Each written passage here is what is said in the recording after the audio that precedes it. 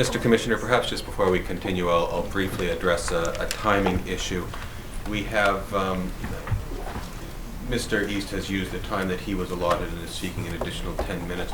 We're faced with a situation where, after Mr. East, Mr.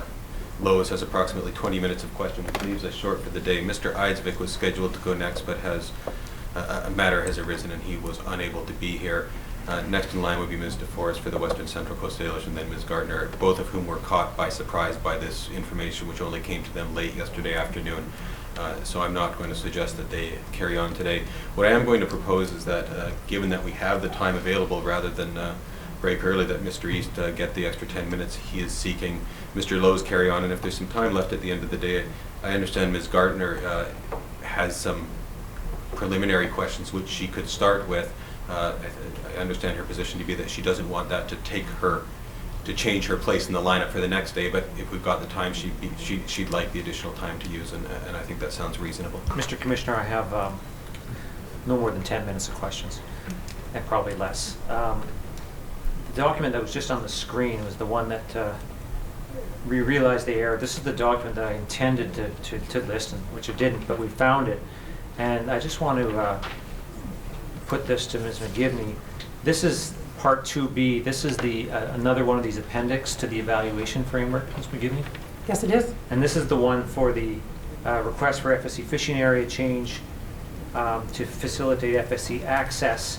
Perhaps we can go to, I believe it is page 4. The next page, actually, criteria 3.1 and 3.2. And we've had some discussions about issues relating to change of fishing area. That's the page. So if you look in the column on the left, criteria and indicators considered, and 3.1, are these, and the question here is there a protocol arrangement in place between the requesting First Nation and host First Nation? And 3.2, will approving this request affect manageability of the fishery? Are these examples of the kinds of questions that the DFO officials need to ask internally in considering an approval of a request to change in fishing area? Yes, these are some of the questions. And similarly, the recommendations that come out of this document, they are taken up to the RDG for approval? Yes, they are. Perhaps I can have this marked as an exhibit. Exhibit 1,445. And earlier this morning, Ms. McGivney referred to the common table, and I just want to go to Canada's tab 55.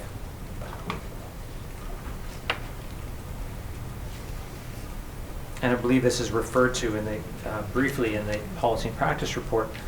And you'll see here is a date of June 3rd, 2008. And it says fisheries overview for the common table. Ms. McGivney, do you recognize this document? Yes, I do.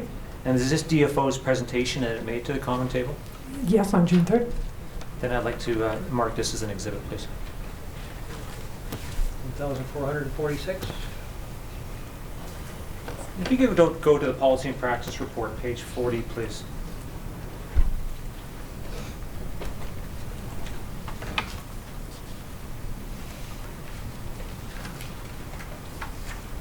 And this is a table of license allocations for groups on the Lower Fraser, and I just want to focus a little bit on the 6th line. And this is, and I probably will pronounce this incorrectly, but it's the Willitsum, as I understand it. And I believe, are you familiar with this group, Ms. McGivney? Yes, I am. And I believe that they are one of the groups that are participants in this inquiry. Do you know, and I'm interested in the reference to the column that says license holder. Is it correct that the Willitsum are a AFS or FSC license holder?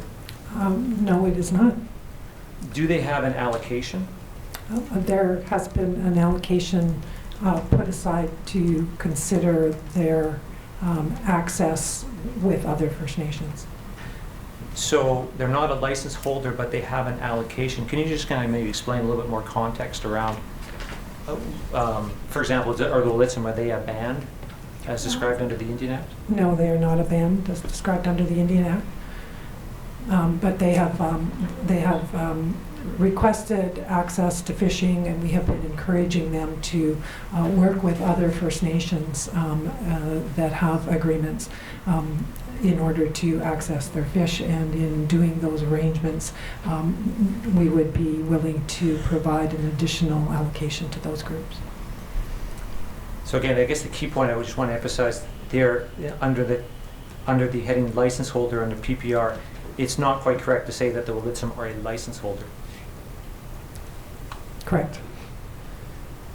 I'd like to go now to PPR paragraph 228, please. And it says here, I just wanted to ask you a question about this statement.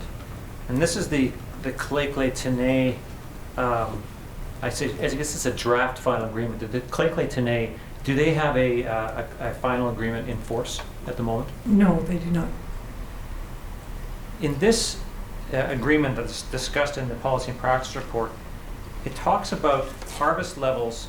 It says harvest levels vary between agreements and range from abundance-based 2% of the first 250,000 Canadian total allowable catch for Lheidli T'enneh to a fixed 0.13366% of all Canadian total allowable catch to the Manaw First Nations. And I just want to ask questions about both agreements, but first going to the Lheidli T'enneh Indian Band, is it correct to say that in that agreement, the Lheidli T'enneh would have received 2% of the first 250,000 of the Canadian total allowable catch for sockeye salmon?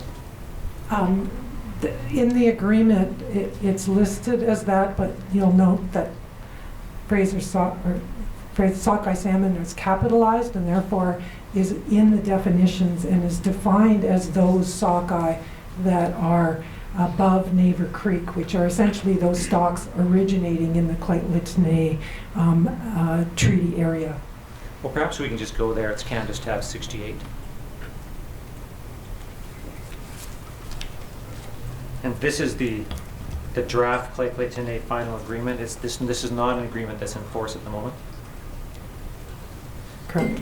Perhaps we can go to page 27 in Ringtail.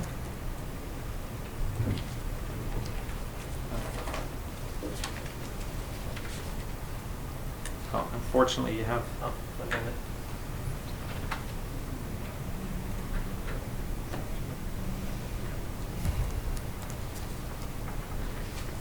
Unfortunately, the version that you have is somewhat different from mine. If we can go to the table of contents, please.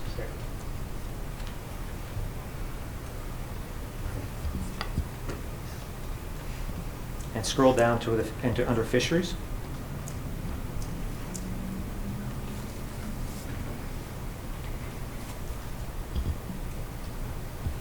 I'm just trying to find where we are as far as harvest levels. Salmon harvest levels at page 103.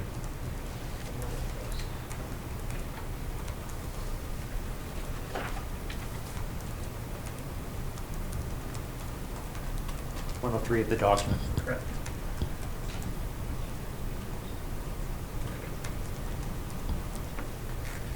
And it says here, paragraph 31, in any year the Lheidli T'enneh harvest level for sockeye salmon is, when the Canadian total allowable catch for sockeye salmon is 250,000 sockeye salmon or less, 2% of the Canadian total allowable catch. And I believe you were referring to the fact that sockeye salmon is capitalized there. Yes, as is total allowable catch, so both are in the definitions, and the definition for sockeye salmon is more restrictive than all sockeye salmon in the Fraser River. So the number that we're talking about is obviously 2% of total allowable catch of sockeye salmon, and a Canadian total allowable catch of sockeye salmon entirely would be much higher than the number that's actually referred to here. Yes. With respect to the Manaw final agreement, is the allocation for Fraser River sockeye salmon capped in the Manaw final agreement? I believe it's identified as a share. With no maximum. With no maximum. And I believe the number that we looked at was 0.13366. It's in the policy and practice report in the provision we just looked at. In 2010, which as everybody knows was quite a robust year for sockeye salmon, do you have a sense, or can you give us a sense of how many, under this provision, how many fish the Manaw would have harvested under the treaty?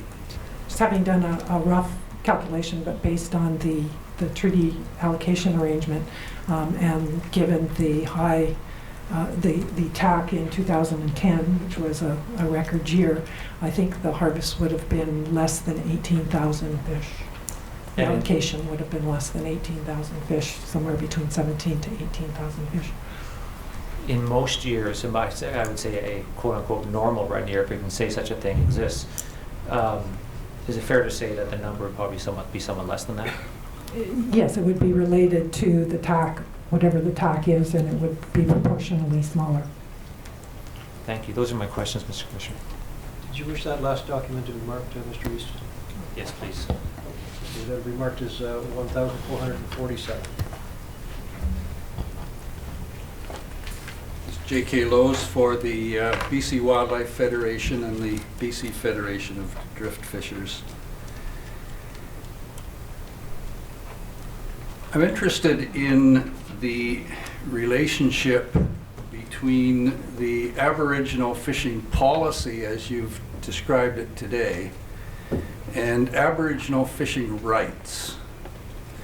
And perhaps I can start my questions with you, Ms. Stewart. You're a lawyer. Yes. Yeah. And presumably you've kept up with the development of the law with respect to Aboriginal fishing rights over the last 20 or so years. Insofar as in my capacity in my positions is concerned, I have, although I am not an expert in Aboriginal fishing law. No, I'm not asking you whether you are, nor am I going to ask you any questions about what it is. What I'm interested in knowing is to what extent and how is the policy that you've described today informed by the jurisprudence as it develops over time? Our policies are, well, DFO certainly seeks in developing its policies and implementing policies to do so in accordance with the guidance that has been enunciated by the courts over the years.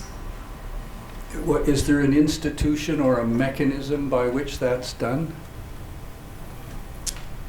I would say that's done through, we're provided advice by the Department of Justice, which we consider, of course, in the development of policies.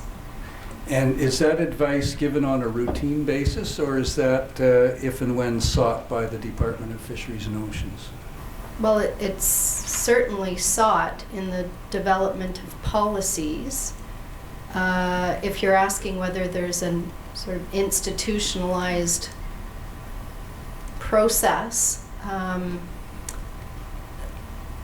there are management committees within the department which include Department of Justice advisors. Well, I guess the thrust of my question is really whether there is some sort of mechanism to monitor the jurisprudence as it develops. Well, the Department of Justice does that, and as I said, we do have Department of Justice advisors who participate in our management boards and our other internal structures. Oh, I see, and they're seconded in some way to the Department Yes, of Fisheries? yeah, Yes. yeah. And how does that advice or that information or that input get filtered down to the managers at the various levels? We have committees within the department that that deal with legal risk management issues, and participation on those bodies informs throughout the department. So the information flows as it normally would in a department. Well, let me take a concrete example. Let's take a notion like priority. Is there a mechanism whereby the DFO is kept abreast of the jurisprudence as it develops with respect to the meaning and application of that notion? Yes, through these internal committees, Yes. where the department is made aware of jurisprudence as it evolves, and some of the topics, the subjects that are are being discussed. Yeah, you've said the department is made aware. Now, who in the department and how made aware is my question. Officials within the department become aware by a number of methods. Number one is the information that's provided to participants on these committees that I've referred to. When made aware of jurisprudence, would take that back with them to their branches and act on it as need be. But also in the other direction, as branches are developing policies or have questions that arise in whatever circumstances, whether it be comments made in correspondence or in meetings or however that question comes to be, officials within the department are then able to ask for advice from the Department of Justice. So I guess there'd be a number of different ways that departmental officials might be made aware of jurisprudence. I'm interested in the question of the notion of a relinquishment in the PICFI transfer process, if I can call it that. My understanding is that something is relinquished by someone in the commercial fishery, and then as a result, there's an allocation made upriver to an economic opportunity fishery for Aboriginal people. Do I have that correct? Well, first of all, I'll just clarify that PICFI is much more than inland demonstration fisheries. All right. That's one part. Yeah, but let me keep my question to that part, okay? Okay. Okay, what is it that's relinquished? DFO has mechanisms for the authorization of fishing. Licenses, one requires by virtue of the legislation to have a license in order to commercially fish. Yes, and those are annual licenses, Those aren't are they? issued annually. And at the discretion of the minister. That's right. Right, so the licensee, what does the licensee relinquish? The licensee relinquishes their fishing license. So- An annual license. Right. And as a result, there's an allocation made up the river. Is that made on an annual basis, or is that made on a longer-term basis? It's not a one-for-one. It's not that one person relinquishes the license which provides them authority to fish in a coastal fishery, coastal salmon fishery, and one license is issued in an inland fishery. Licenses are relinquished from license holders. The capacity that's identified with those licenses, the fishing capacity, is then available to be fished in another fishery. It's on a yearly basis that catch effort is identified for those inland fisheries. It's not a permanent, there have been no permanent decisions with respect to the establishment of those fisheries on an ongoing basis. So there is no, it's not a parity situation. Well, I'm not asking you whether, I'm not suggesting it's a parity, but my understanding is that this relinquishment mechanism is a mechanism by which a transfer is made of fishing effort from a mixed stock fishery to a more terminal fishery. Is that not the objective of this program? It's definitely an objective. One of the objectives is to relinquish effort in the coastal fishery to allow for demonstration fisheries in inland waters. And if the demonstration fisheries are successful, then presumably it will allow for some sort of a permanent treaty-based or policy-based fishery in the inland fishery that was successful. Is that correct? That's a potential. Yeah. Well, I that's- guess one of the important points that I would make is that DFO has made a policy decision that where it is going to provide commercial fisheries access to First Nations, that it does so where to mitigate the impact on existing license holders or quota holders, depending on the fishery, in this case license holders, in the commercial fishery. So the purpose of the voluntary relinquishment element of PICFI is so that existing license holders, if they so choose, can offer up relinquishment of their license, and then DFO is then able to use the access that's related to that license for other fisheries. Yes, or but other- once that license is gone from the public fishery, it's gone for good, isn't that correct? Well, again, I would say that there is the ability to provide for fisheries in other areas, and within the parameters of a defined share approach for salmon fisheries, writ large, it would allow for flexibility that doesn't exist today. No, but we don't have a defined share approach right now, do we? We don't have it now, but No. that's something that we're exploring. No, and licenses are being taken out of the public fishery for reallocation to an in-river fishery. Again, I would just point out that relinquishment is voluntary. Yes, but that license is lost not just to the present license holder, but it's lost to the future of people who want to participate in the public fishery, isn't it?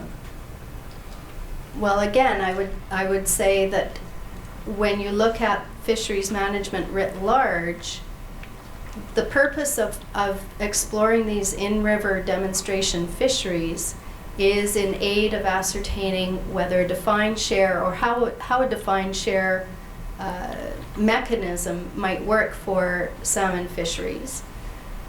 Right now, there are lots of constraints that are impacting on the coastal salmon fishery, and there have been downward trends in its viability. We're looking for a new way of doing fisheries management that's going to provide more stability, more certainty, an ability for coastal salmon fleets to do more long-term business planning, look for synergies between with the inland license holders, First Nations who are fishing in inland areas, because once you've dealt with weak stocks and the wild salmon policy, and you have a mechanism for moving effort, Okay. then it provides a lot of flexibility for those. What's driving this? Is it the weak stock management, or is it the economic opportunities? Well, I think that they're both connected.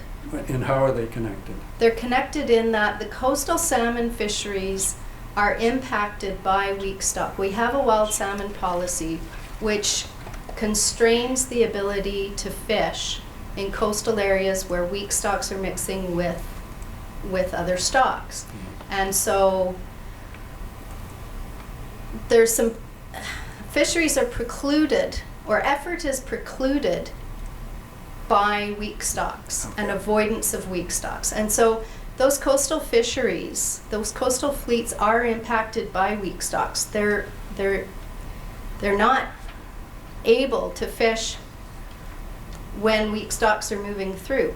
So this is the functionality of the demonstration fisheries and defined shares, is to find a new mechanism for allowing for fisheries while also ensuring that we're not impacting on those weak stocks. Well, this gets into the concern that the Commissioner expressed earlier today. It seems to me that you're talking about exactly the same pile of issues that the witnesses dealing with the wild salmon policy were talking about, except you're starting from the other end. Which is the tail and which is the dog? I mean, what's the prime objective? Creating economic fisheries upriver to help Aboriginal people, or is it is it part and parcel of weak stock management? And is there any correspondence? Is there any connection between the people who are looking at this from your perspective, the perspective of the Aboriginal policy, and the people who are looking at it from the perspective of broader fisheries management, like the wild salmon policy people? I don't think that the two are exclusive. No, they're not exclusive at all. I think that the demonstration fisheries provide an opportunity for us to explore new mechanisms for addressing management around weak stocks, and at the same time, it's allowing First Nations in inland waters some opportunities for some socioeconomic development. Okay, would you agree with me that a successful commercial fishing industry is more than just harvesting? It's processing and marketing? Yes. Yeah. In your viability studies, have you taken any advice or done any had any discussions with the existing processing and marketing industry that's existed in this province for in excess of 150 years? The discussions with respect to the design of PICFI predate my involvement, but I believe that there were some discussions in the formative years of PICFI. With the people like Mr. processors. Morley from the Canadian Fishing Company? Again, it predates my time. I can't speak to who. Yeah. Well, I suggest very strongly that the department has not had such discussions, and that the viability experiments are confined to the small groups who want the fishery. Isn't that correct? When you look at the amount of catch effort that is being moved into the inland waters, it's a proportion. It's a small proportion of the salmon industry overall. So I would just say that I wouldn't want to make such a blanket statement, because there is an awful lot of salmon fishing that's happening on the coast. And in fact, demonstration fisheries in aid of defined shares are being explored in some of the coastal fleets as well. It's not restricted to inland fisheries. Is there a timeline for this demonstration program? Are there standards that have to be met? Is somebody going to make a report as to whether these things are successful or not? And if so, when and who? Well, the end of PICFI comes at the end of this fiscal year, and there will be a summative evaluation at the end of that program. I can't speak to any other evaluations that resource management might be undertaking. All right, let me turn to something else. The term, I'm interested in the meaning of the term co-management, as you use the term co-management, and also you, Ms. McGibbon. Is the term used differently as it applies to Aboriginal groups or First Nations, as distinct from commercial fishing associations or recreational fishing associations, or do you use it in the same way? Do you mean the same thing by co-management? Co-management is a term that has a lot of different interpretations by different people. Yeah, I want yours. In terms of I think that there's a broad range in different elements of co-management, as I described earlier today, and different elements of that. And that applies to, it's about management of the fishery, and it's about management with partners, and there's different elements that might be covered under different, with different partners. Like what? Pardon? Like what? For instance, planning the food social ceremonial fishery, and the plans associated with that would be with the First Nations involved. Obviously. Planning gillnet fishery would be done with gillnet fishers in terms of some of the elements of how that fishery might be implemented. But then there's the need for the broader integration of managing that. Because of the gauntlet that Fraser Sockeye go through, there's elements that affect in each fishery that affect other fisheries. And so that's another component, another element of co-management at a different level, a different scale that needs to be considered and worked out with all those that are participants within that. Yeah, you're talking about the mechanics of the particular fishery that the partner, in quotes, is involved in. Is that right? That's what you're going That's to talk one about. element. Planning the broader fishery. There's a whole process at the IHPC. There's mechanics. There's planning. There's looking at the actual operations of the fishery as well. Okay, how about you, Ms. Stewart? When you talk about co-management with First Nations people and talk about co-management with commercial groups or recreational groups, are you talking about the same thing? And if not, what's the difference? Again, there's a continuum, and probably if you asked everybody in this room what their definition of co-management Yeah, I'm is, they'd asking have you. a different response. So for me, co-management is participatory management, involvement in decision-making, involvement in the implementation of decisions and policies. And it does cover the continuum. We have advisory bodies in the development of fishing plans, for example. The participants in that particular fishery play a very important role in the development of the plan. And I guess from DFO's perspective, co-management facilitates better management because you've got buy-in. If you've got people at the table who have an opportunity to bring their point of view forward, it facilitates better fisheries management. And that applies to everyone who uses and relies on the fishery. Right. Thank you.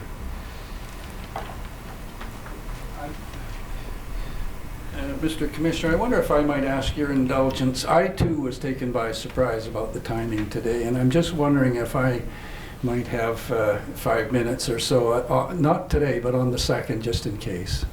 Commissioner, it appears despite our best efforts, we have been unable to leave any extra time for Ms. Gartner today. So I suppose we should adjourn to the 2nd and make our best efforts to get through the rest of the lineup on that day. Thank you very much. We're adjourned until Monday, this coming Monday at 10 a.m. Yes, Mr. Commissioner, the hearings will adjourn until Monday at 10 a.m. This panel will be adjourned until September 2nd at 10 a.m. Well, my appreciation to the panel members for returning on September the 2nd. Thank you both very much. Hearing is now adjourned until Monday at 10 a.m.